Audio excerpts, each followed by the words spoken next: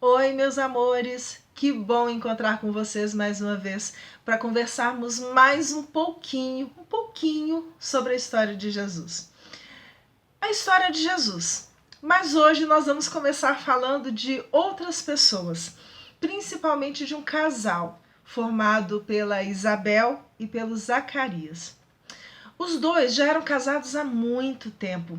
Só que na época em que eles viveram, a gente está falando aqui da época considerada um pouquinho antes de Cristo, quando um casal já estava casado há algum tempo e não tinha filhos, o povo entendia isso como sendo um castigo de Deus.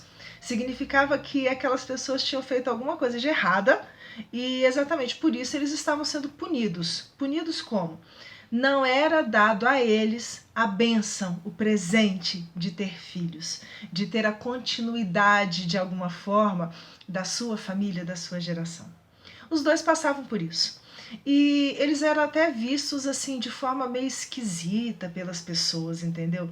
Era assim, Isabel, aquela lá, a gente não sabe não, mas alguma coisa de errado ela deve ter feito, porque Deus não permitiu que ela tivesse filho, algum problema tem aí no meio.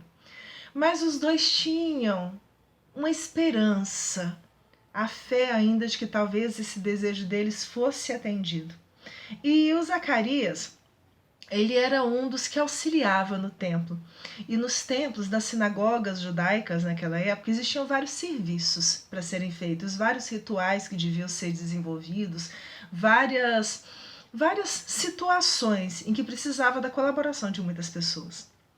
Num determinado dia, o Zacarias estava a serviço do templo e ele foi lá dentro do templo, né, para fazer as atividades que eram necessárias que ele fizesse, quando de repente ele levou um susto, porque apareceu uma figura diante dele, que muitas pessoas achavam que era como se fosse um anjo. Durante muitos séculos era visto como se fosse um anjo.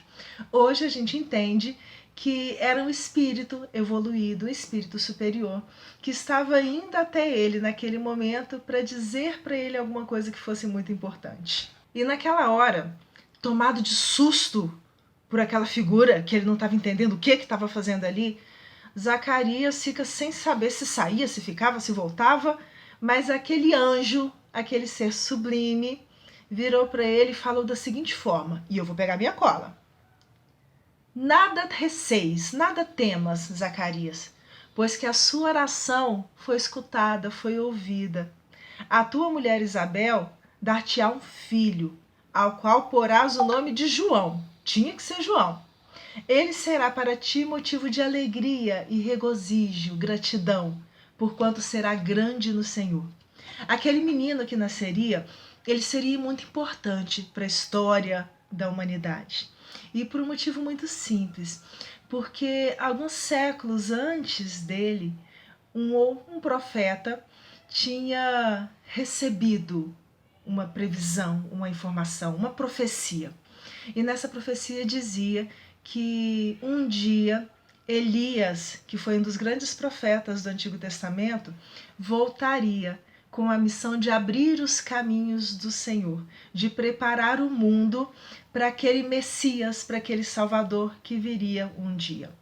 E é bonita a história, porque quando o Zacarias ouviu o anjo falando aquilo, e ele ainda não tinha noção de que o filho dele seria esse Elias renascido, reencarnado, ele ficou meio que duvidando daquilo, porque como é que podia ser? Os dois já estavam casados há tanto tempo. E outro problema, os dois eram velhos. Como é que eles iam ter filhos? E o anjo, ouvindo, sentindo aquela dúvida que o Zacarias estava construindo na sua mente, falou com ele que para provar a ele que aquilo era verdade, ele ficaria sem voz. E a voz dele só retornaria quando aquela criança nascesse. A gente não vai tentar entrar aqui nas explicações lógicas, científicas, médicas, psicológicas, não. A gente vai curtir a história.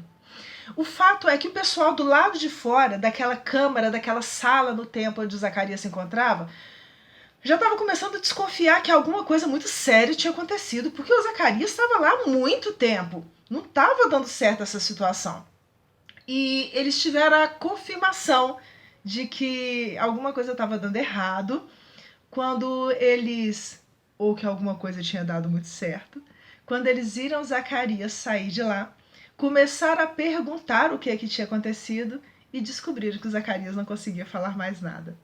Ele foi para sua casa e algum tempo depois eles descobriram que a Isabel estava grávida. Mas resolveram manter aquilo lá em segredo, assim, não contar para ninguém durante um tempo, porque era preciso que tivesse certeza que desse tudo bem. Até hoje tem uma cultura, uma tradição entre as pessoas de deixar para contar sobre a gravidez só numa fase um pouco mais adiantada, principalmente porque nesses 3 primeiros meses de gestação é muito fácil acontecer abortos involuntários. Então, até assim, para preservar a família, eles costumam segurar um pouquinho as novidades. Acontece que, quando chegou na época certa, Isabel foi dar à luz àquela criança e todo mundo queria, né, as pessoas que já sabiam, os parentes, que dessem o nome do pai. Afinal de contas, foi tão esperado aquele bebê, mas a Isabel sabia que não podia ser aquilo. Acontece que o homem é que decidia essas coisas. E naquela hora pediram Zacarias para escrever então num pedaço de papel qual deveria ser o nome daquela criança. E ele escreveu que seria João. E nessa hora ele recupera a voz quando seu bebê nasce. E esse João, que viria para fazer grandes coisas na Judéia, que deixaria grandes marcas no mundo, ele veio com a tarefa de chamar a atenção do povo, despertar aquelas pessoas para a necessidade de reverem as suas vidas. E durante toda a sua existência, que infelizmente foi curta, a gente vai ouvir falar sobre isso mais ainda, porque a gente vai voltar a falar sobre João.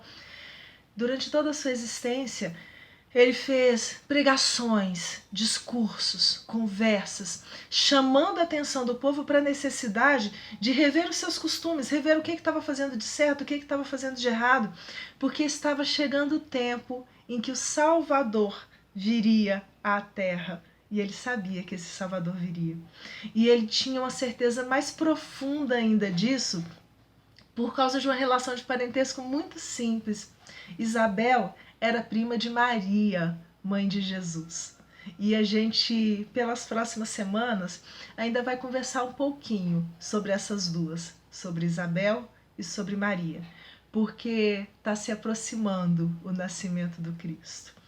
E para alguns de nós, Jesus ainda está nascendo, porque não conhecemos ele muito bem, mas ele vai dando as notícias, vai pedindo que os espíritos superiores tragam as informações necessárias para a gente acostumar com a ideia de que aquele nosso irmão mais velho, que cuida da gente com tanto amor, entendeu que a gente está tendo um pouquinho de problema na escola e está indo lá na escola para ajudar a gente um pouquinho. Foi isso que Jesus fez. Ele, sabendo que naquela época e ainda hoje a humanidade está passando por algumas dificuldades, ele veio até nós. Ou então, mais recentemente, mandou os espíritos desencarnados para nos ajudar a lembrar o que é necessário a gente fazer para melhorar as nossas vidas. Um beijo grande para vocês e até breve.